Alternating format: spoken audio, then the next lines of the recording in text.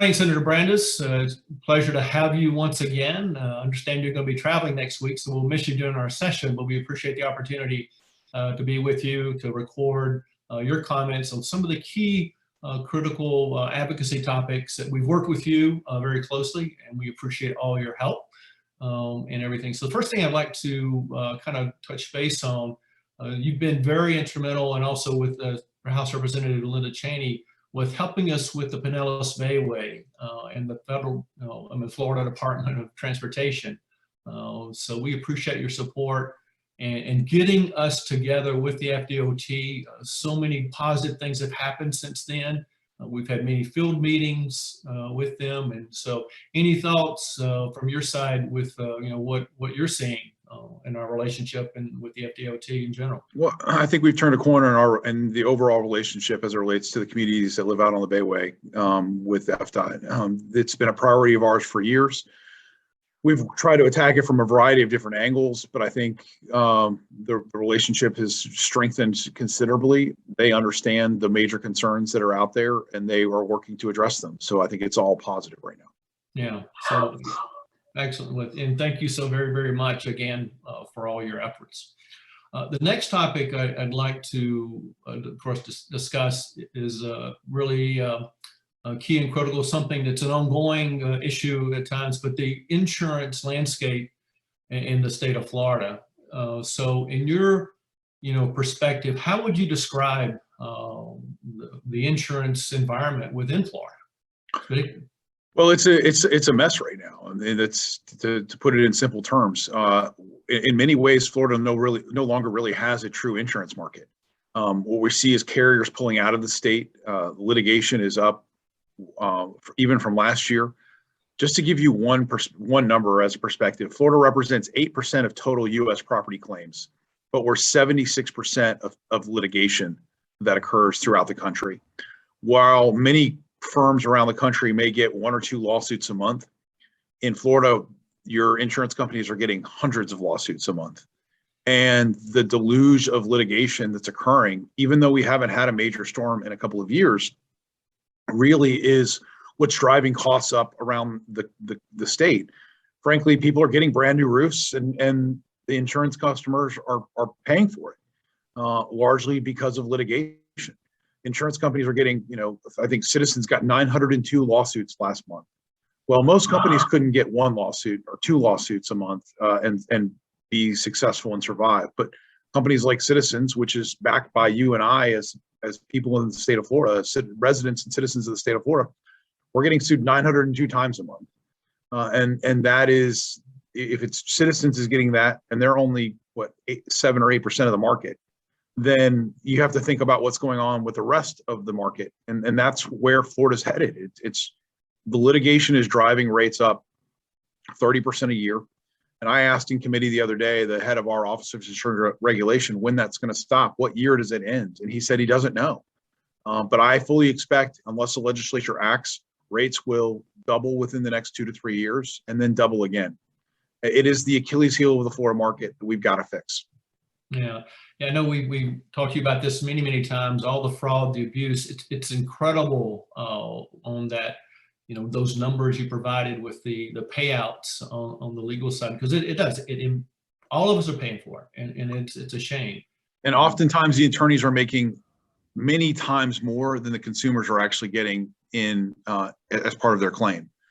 And so if, when we're seeing numbers where billions of dollars are being paid out to the attorneys, but hundreds of millions are being paid out to individuals any given year, and that just isn't right. The system isn't designed for that. Yeah. Well, this year in the legislative session, through your help and others, there were some actions taken. Could you recap what those actions were taken to start trying to turn this crisis around, if we're able to in the interim?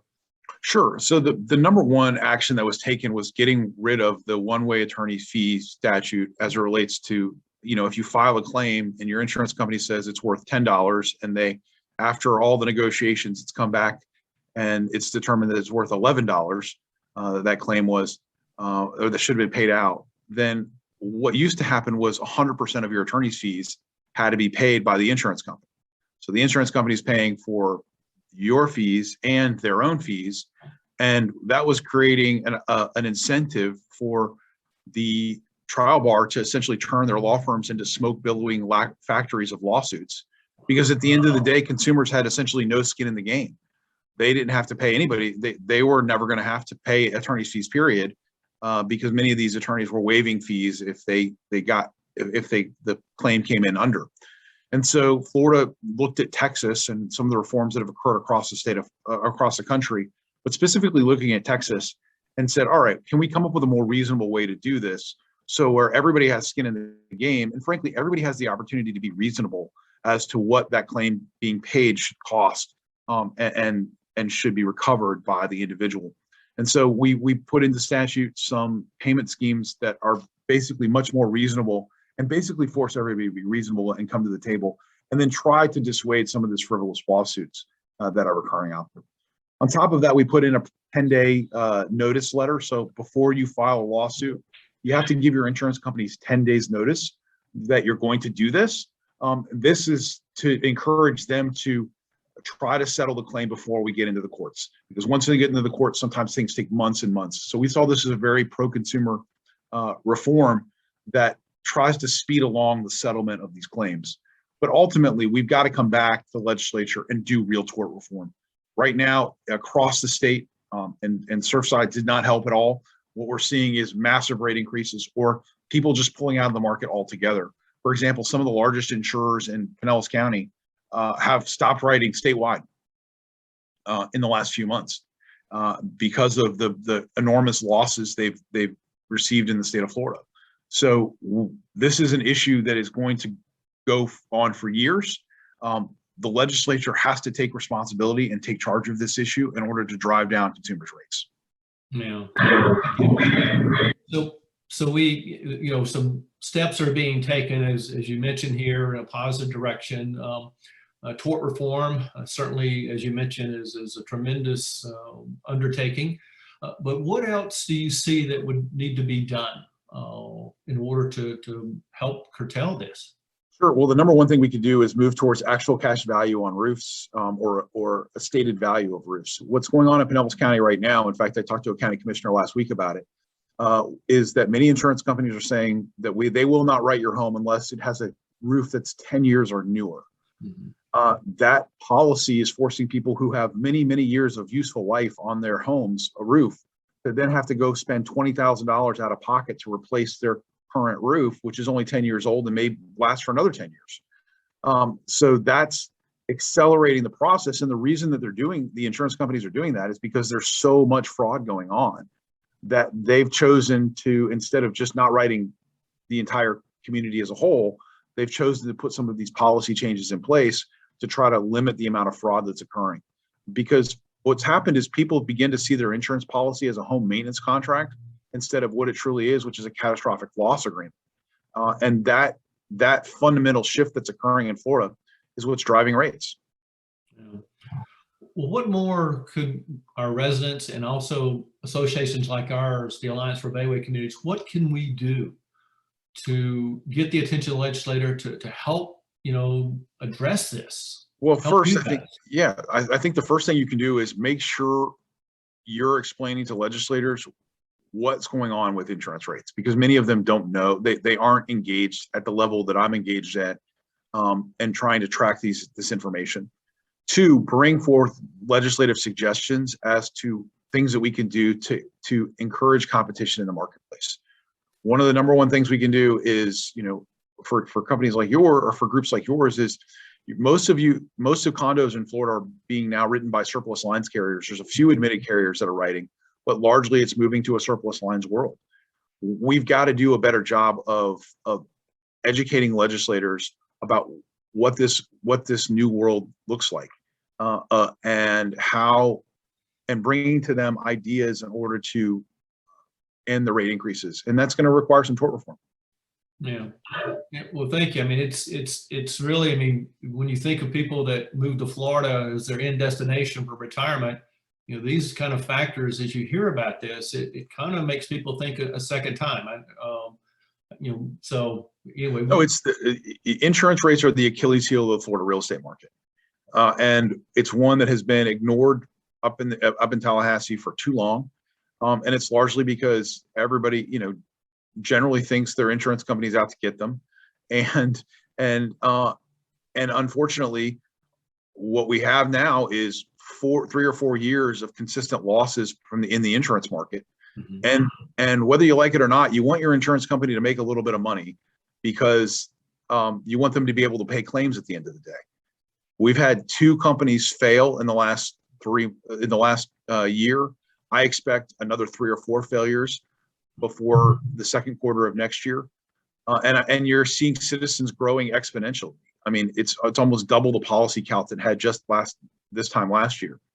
So in the absence of the legislature taking control of this and wrestling this issue, what you're going to see is rates continue to rise.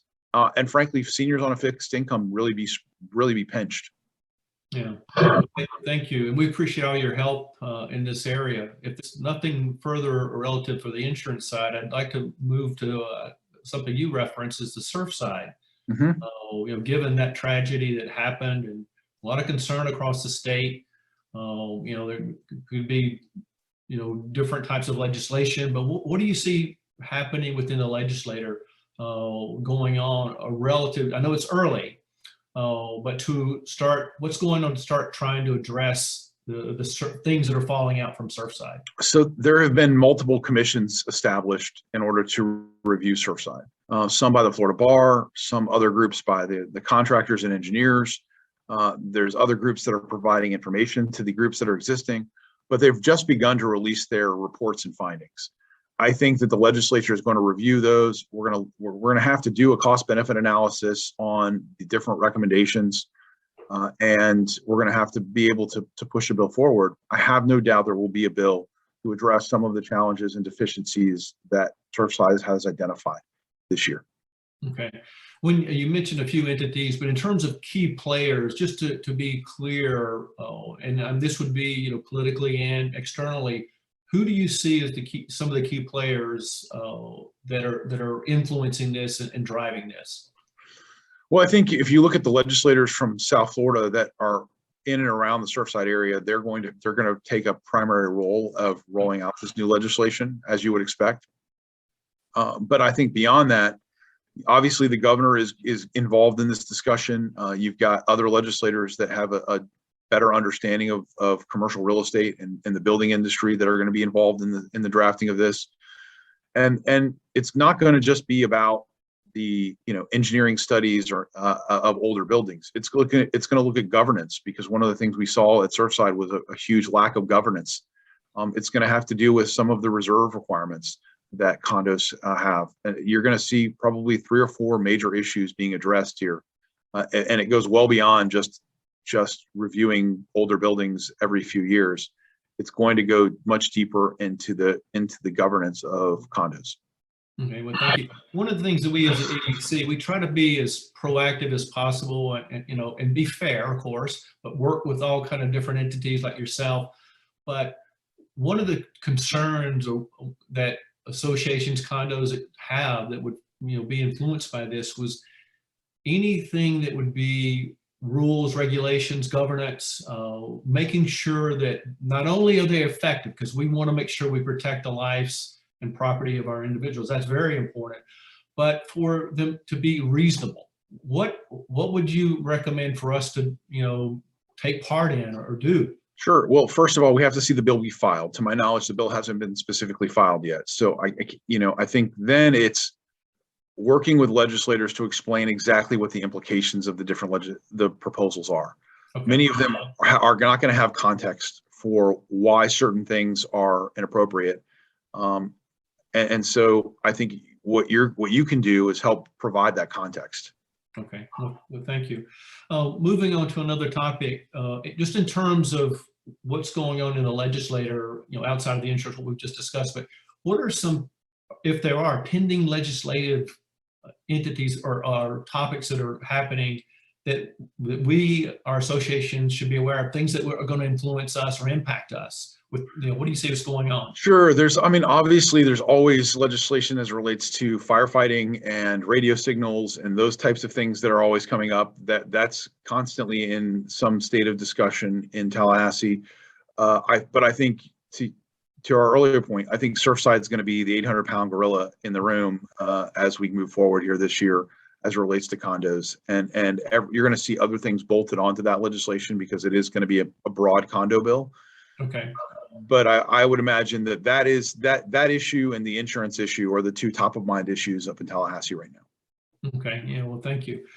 Just in general, just in case I missed anything, but is there anything, your recommendations, and you mentioned a few things, but our residents, the ABC and associations like ours, what should we really be doing to help influence the whole legislative process? I know this is a little redundant, but No, I think the number one thing you can do is follow the legislation. Read it, understand it, and then advocate on behalf of your residents. That may mean that somebody's got to take a trip to Tallahassee and stand in committee and make your arguments. The better way to do it beyond that, but I recommend you do that. But the better way to do it is to build a personal relationship with your local legislators and advocate to them personally. They are your representatives, and there's no better lobbyist in the legislature than a legislator. Our job is literally to lobby our colleagues to change their mind or to advocate for certain positions. And so, we represent you. We need your help so that we understand the context of what we're actually doing and how the legislation will ultimately affect you who live in condos and are the residents of our communities. Okay. Well, thank you. Just in closing, any other comments you would like to mention or address? I think one thing that we've got to begin to think about for condos is the shift, and this is kind of completely out of left field, I understand, but it's the shift to electric vehicles. Today, electric vehicles represent less than 1% of vehicles on Florida roads, but by the end of the decade, it'll be 15 to 25% of all new cars sold will be electric. We've got to begin to think about where we're going to charge those as it relates to condos and apartments and other multi-family kind of dwelling spaces that exist. We've got to be able to put some of those plans in place today, because you're going to see residents come to you and say, listen, we want to establish more electric charging. So I think that's one of the issues that's out there that we've got to continue to work on. But I think to circle back, the big issues this year are going to be property insurance.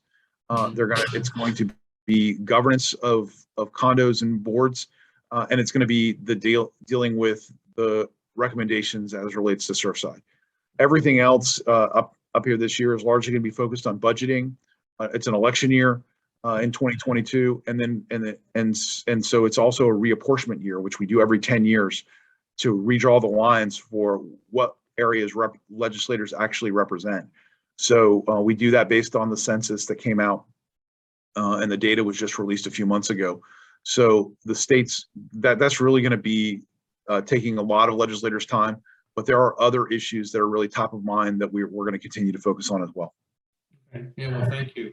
Well, just in closing, Senator Brandes, I know this is your final year to sit as a senator.